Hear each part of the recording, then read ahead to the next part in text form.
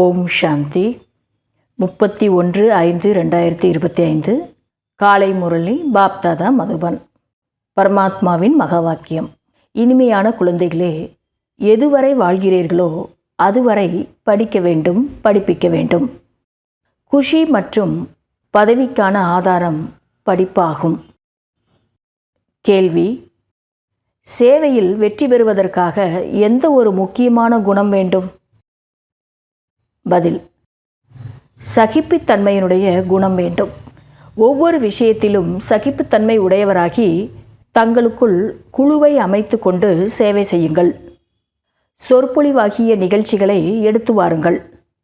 மனிதர்களை தூக்கத்திலிருந்து எழுப்புவதற்காக அநேக ஏற்பாடுகளை செய்யுங்கள். யார் அதிர்ஷ்டசாலிகளாக ஆகக்கூடியவர்களோ அவர்கள் படிப்பையும் ஆர்வத்தோடு படிப்பார்கள். பாடல்: நாம் அந்த வழிகளில் நடக்க வேண்டும். ஓம் சாந்தி. குழந்தைகள், என்ன சிந்தனை செய்து இங்கு மதுவனத்திற்கு வருகிறீர்கள்? என்ன படிப்பு படிப்பதற்காக வருகிறீர்கள்? யாரிடம் வந்துள்ளீர்கள்? பாப்தாதாவிடம். இது புது விஷயமாக இருக்கிறது. பாப்தாதாவிடம் செல்லுகிறோம். அதுவும் இருவரும் ஒன்றாகவே இருக்கின்றனர். இது போன்று எப்பொழுதாவது கேட்டுள்ளீர்களா? அதிசயமாக இருக்கிறது இல்லையா? நீங்கள் அதிசயமான தந்தையின் குழந்தைகள் ஆவீர்கள். குழந்தைகளும் படைப்பவர் படைப்பின் முதல் இடை கடைசியின் ஞானத்தை தெரியாமல் இருந்தீர்கள்.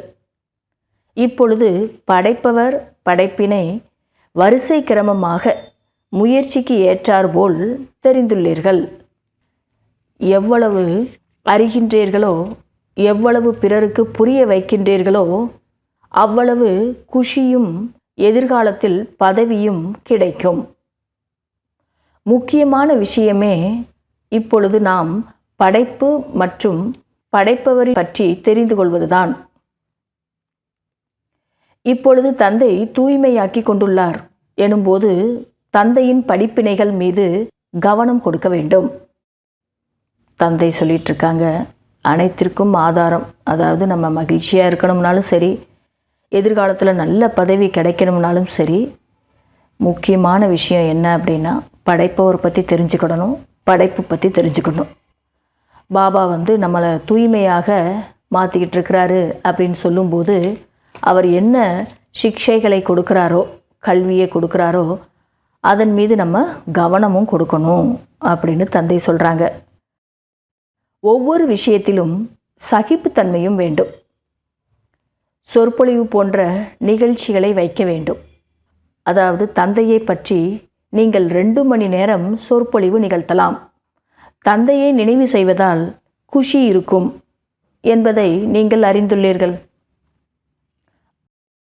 ஒருவேளை குழந்தைகளுக்கு நினைவு யாத்திரை மீது கவனம் குறைவாக இருந்தாலோ, தந்தையை நினைவு செய்யவில்லை என்றாலோ நஷ்டம் அவசியம் ஏற்படும்.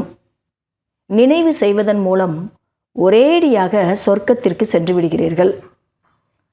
இப்போ தந்தை சொல்கிறாங்க, நினைவு யாத்திரை மிக மிக அவசியமாக இருக்குது. அந்த நினைவு யாத்திரையில் கொஞ்சம் கவனம் கொடுக்கவில்லை என்றாலும், தந்தையை நம்ம நினைவு செய்யலை அப்படின்னாலும் நமக்கு நஷ்டம் ஏற்பட்டுக்கிட்டு தான் இருக்கும். நினைவு செய்வதால் ஒரேடியாக நம்ம சொர்க்கத்திற்கே சென்று விடுவோம். நினைவை மறப்பதன் மூலம் கீழே விழுந்து விடுகிறீர்கள். இந்த விஷயங்களை யாரும் புரிந்து கொள்ள முடியாது. சிவபாபாவை தெரிந்து கொள்வதும் இல்லை. அதாவது இந்த விஷயங்களை பற்றி யாருக்கும் தெரியவும் தெரியாது. அப்படி தெரிஞ்சுக்கிட்டாலும் புரிஞ்சுக்கிடணும் இல்லையா? புரிந்து கொள்ளவும் இல்லை. அதனால் சிவபாபா யாருன்னு தெரிஞ்சிருக்கவும் இல்லை அப்படின்னு தந்தை சொல்லிகிட்ருக்காங்க. கிருஷ்ணருடைய தரிசனம் கிடைக்க வேண்டும் என்பதற்காக எவ்வளவு தலையடித்து கொள்கிறார்கள். தரிசனம் கிடைத்து விட்டது என்றால் பிறகு என்ன? நன்மையோ எதுவும் ஆகவில்லை. என்ன, அந்த கிருஷ்ணருடைய காட்சி கிடைக்கணும்னு நிறைய முயற்சி செய்கிறாங்க பக்தியில். காட்சி கிடைச்சிருச்சுன்னா அவ்வளோதான், ஒரு குஷி தான் இருக்கும். மற்றபடி நன்மை எதுவும் இல்லை அப்படின்னு தந்தை சொல்கிறாங்க. நீங்கள் இப்பொழுது கரும்பு சாறு குடித்த வண்ணம் இருக்கிறீர்கள். எப்படி கரும்புலேருந்து சாறை எடுத்துட்டாங்கன்னா அந்த சாறை குடிக்கும்போது எவ்வளோ இனிமையாக இருக்குது. அதுபோல் தந்தை சொல்கிறாங்க, நீங்கள் கரும்பு சாறை குடித்த வண்ணம் இருக்கிறீர்கள். இங்கே கேட்கக்கூடிய ஒவ்வொரு ஞானமும் உங்களுக்கு அவ்வளோ இனிமையாக இருக்குது, அதாவது சாரம் கிடைச்ச மாதிரி இருக்குது அப்படின்னு தந்தை சொல்லிட்டு இருக்காங்க. மற்றவர்கள் பக்தி மார்க்கத்தில் சக்கையை உரிந்து கொண்டே கீழே இறங்கி கொண்டு இருக்கிறார்கள். நீங்கள் கரும்பு சாற்றை வயிறு நிரம்ப குடித்து அரை கல்பத்திற்கு சுகத்தை பெறுகிறீர்கள். இப்பொழுது தந்தை அன்போடு எவ்வளவு முயற்சி செய்ய வைக்கிறார். ஆனால் அதிர்ஷ்டத்தில் இல்லை என்றால் கவனம் கொடுப்பது கிடையாது. தானும் கவனம் கொடுப்பதில்லை, பிறரையும் கவனம் கொடுக்க விடுவதில்லை. தானும் அமிர்தத்தை பருகுவதில்லை, பிறரையும் பருக வைக்க விடுவதில்லை. நிறைய பேருடைய நடவடிக்கைகள், ஆக்டிவிட்டி அவ்வாறு உள்ளது. ஒருவேளை முழுமையாக படிக்கவில்லை என்றால், இரக்க மனம் உடையவராக ஆகவில்லை என்றால், யாருக்கும் நன்மை செய்யவில்லை என்றாலும் என்ன பதவி பெறுவார்கள்? படிப்பவர்களும் படிப்பிப்பவர்களும் எவ்வளவு உயர்ந்த பதவி பெறுகின்றார்கள். படிக்கவில்லை என்றால் என்ன பதவி கிடைக்கும்? இனி முன்னால் போக போக ரிசல்ட்டு, அதாவது முடிவுகள் பற்றி தெரிய வந்துவிடும். தந்தையோ எவ்வளவு எளிமையான விஷயத்தை புரிய வைக்கிறார். தந்தை மற்றும் 84 பிறவியின் சக்கரத்தை நினைவு செய்தால் கரை சேர்ந்து விடலாம், அதாவது படகு கரை சேர்ந்து விடும். இந்த செய்தியை கூட அனைவருக்கும் கொடுக்க வேண்டும். அடிப்படை விஷயமே தந்தையின் அறிமுகத்தை கொடுப்பதுதான். தந்தைதான் பாரதத்தை சொர்க்கமாக மாற்றியிருந்தார். இப்பொழுது நரகமாகி உள்ளது, மீண்டும் சொர்க்கமாக மாறும். சக்கரம் சுற்றி கொண்டேதான் உள்ளது. தமோ பிரதான நிலையிலிருந்து சதோ பிரதானமாக ஆக வேண்டும். தந்தையை நினைவு செய்தீர்கள் என்றால் பாவ கர்மங்கள் அழிந்துவிடும். தந்தை அனைவருக்கும் ஒரே மாதிரியாகத்தான் படிப்பிக்கின்றார். ஆனால் சிலருடைய புத்தி முற்றிலும் ஜடமாக உள்ளது. எதையும் புரிந்து கொள்வதே இல்லை. இதுவும் நாடகத்தில் பதிவாகி உள்ளது. தந்தை சொல்கிறாங்க, ஒரே மாதிரியாக தான் தந்தை படிப்பிக்கிறாரு. ஆனால் படிக்கக்கூடியவர்களில் புத்தியை பொறுத்து எவ்வளோ படிக்கிறாங்க அப்படிங்கிறது இருக்குது. இவருடைய அதிர்ஷ்டத்தில் இல்லை என்றால் நானும் என்ன செய்ய முடியும் என தந்தை கூறுகிறார். ஒருவருக்கு அதிர்ஷ்டம் இல்லை, அவர் இந்த அதிர்ஷ்டத்து வரிசையில் இல்லைன்னா தந்தை கூட என்ன செய்வார்? நான் அனைவருக்கும் ஒரே மாதிரியாகத்தான் படிப்பிக்கின்றேன். படிப்பவர்கள் வரிசை கிரமமாக இருக்கிறார்கள். சிலர் நன்றாக புரிந்து கொண்டு பிறகு புரியவும் வைக்கிறார்கள். மற்றவர்களுடைய வாழ்க்கையை கூட வைரத்திற்கு சமமாக மாற்றுகிறார்கள். சிலர் அவ்வாறு ஆக்குவது இல்லை. இந்த மாதிரி 2 விதம் இருக்குன்னு தந்தை சொல்லிகிட்டு இருக்காங்க குழந்தைகள்லையே. மற்றபடி பாபா என்னவோ ஒரே மாதிரியாகத்தான் நமக்கு படிப்பு சொல்லி கொடுக்குறாரு. ஆனால் சிலர் தானும் மாறுறாங்க, மற்றவங்களுடைய வாழ்க்கையையும் மாற்றி விடுகிறார்கள். சிலர் அப்படி செய்வதில்லை. பக்தி மார்க்கத்தில் முக்தி பெறுவதற்காக எவ்வளவு தலையை அடித்துக் கொள்கின்றனர். ஒரு தந்தையை தவிர முக்தி வேறு யாரும் தர முடியாது என்பதை நீங்கள் மட்டும்தான் அறிவீர்கள். உடன் அழைத்து செல்லவும் முடியாது, அதாவது வீட்டிற்கும் அழைத்து செல்லவும் முடியாது தந்தையை தவிர வேற யாரும் அப்படின்னு தந்தை சொல்கிறாங்க. இப்பொழுது உங்களுடைய புத்தியில் புதிய உலகம் உள்ளது. சக்கரம் சுற்றி கொண்டேதான் உள்ளது. மற்றபடி வேறு எந்த விஷயத்திலும் நீங்கள் செல்ல வேண்டாம். பாபாவை மட்டும் நினைவு செய்தால் போதும். அனைவருக்கும் இதையே கூறிக்கொண்டே இருங்கள். தந்தையை நினைவு செய்தால் பாவ கர்மங்கள் அழிந்துவிடும் என்று திரும்ப திரும்ப அனைவருக்குமே இந்த விஷயத்தை சொல்லிக்கிட்டே இருங்க அப்படின்னு தந்தை சொல்கிறாரு. அதாவது தந்தையை நினைவு செய்தால்தான் பாவ கர்மங்கள் அழிந்துவிடும். எப்பொழுதுமே உற்சாகமாக இருப்பதற்கு தினந்தோறும் தனிமையில் அமர்ந்து தனக்குத்தானே உரையாடல் செய்து கொள்ளுங்கள்.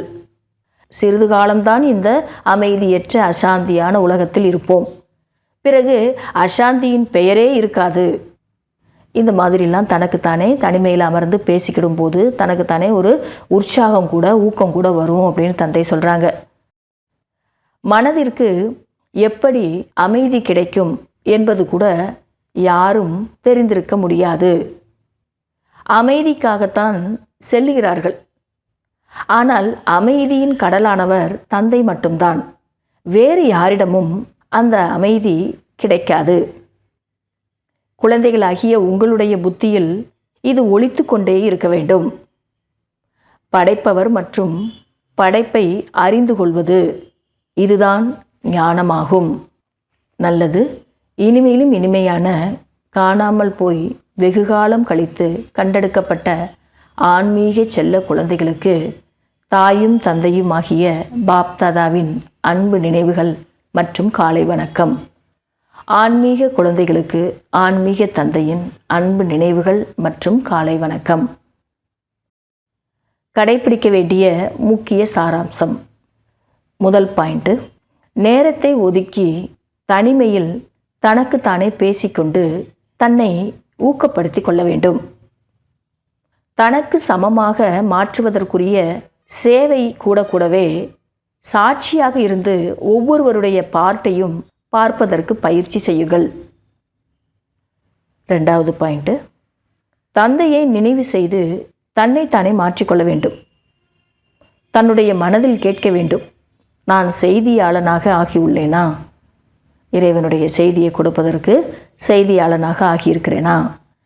எத்தனை பேரை தனக்கு சமமாக மாற்றியுள்ளேன்? எத்தனை பேரை நம்ம தனக்கு சமமாக மாற்றிருக்கிறோம்? இதெல்லாம் தன்னுடைய மனசில் நாம் தனக்குத்தானே கேட்டுக்கொள்ள வேண்டும். வரதானம். உயர்ந்த முயற்சியின் மூலம் கடைசி ரிசல்ட்டில் முதல் நம்பர் பெறக்கூடிய பறக்கும் பறவை ஆகுங்கள். ஃபைனல் ரிசல்ட்டில், அதாவது கடைசி முடிவில் ஃபஸ்ட்டு நம்பர் பெறுவதற்கு பாபா சொல்கிறாங்க, இன்றைக்கி 3 விஷயங்களில் கவனம் கொடுக்கணும். அதில் ஃபஸ்ட்டு, மனதின் அழிவற்ற வைராக்கியத்தின் மூலம் கடந்து போன விஷயங்கள், சம்ஸ்காரங்கள் என்ற விதைகளை எரித்து விடுங்கள். 2வது பாயிண்ட்டு, அமிர்த வேளையிலிருந்து இரவு வரை ஈஸ்வரிய நியமங்களையும் மற்றும் மரியாதைகளையும் எப்பொழுதும் கடைபிடிக்கக்கூடிய விரதம் எடுங்கள். 3வது, மனதின் மூலம், வார்த்தையின் மூலம், சம்பந்தம் மற்றும் தொடர்புகள் மூலம் மகாதானி ஆகி புண்ணிய ஆத்மா ஆகி தானம் செய்து கொண்டே இருங்கள். இந்த 3 விதமான விஷயங்களை நம்ம செய்துக்கிட்டே இருந்தோம்னா ஃபைனல் ரிசல்ட்டில் ஃபஸ்ட் நம்பர் எடுக்கலாம். எப்பொழுது இவ்வாறு உயர்ந்த ஹை ஜம்ப் செய்யக்கூடிய முயற்சி செய்கிறீர்களோ அப்பொழுது பறக்கும் பறவையாகி கடைசி ரிசல்ட்டில் முதல் நம்பரை பெற முடியும். ஸ்லோகன். உள்ளுணர்வு மூலம் வாயு மண்டலத்தை சக்திசாலியாக ஆக்குவதுதான் கடைசி முயற்சி மற்றும் கடைசி சேவையாகும். இன்றைய அவ்வக்த சமிக்கை.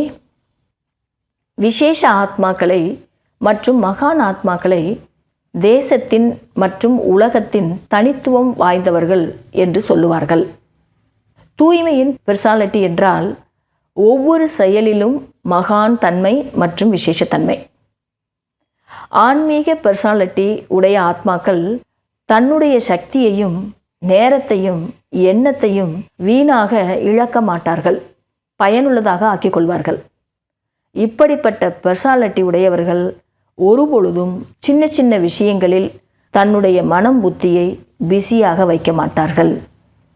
நல்லது. ஓம் சாந்தி.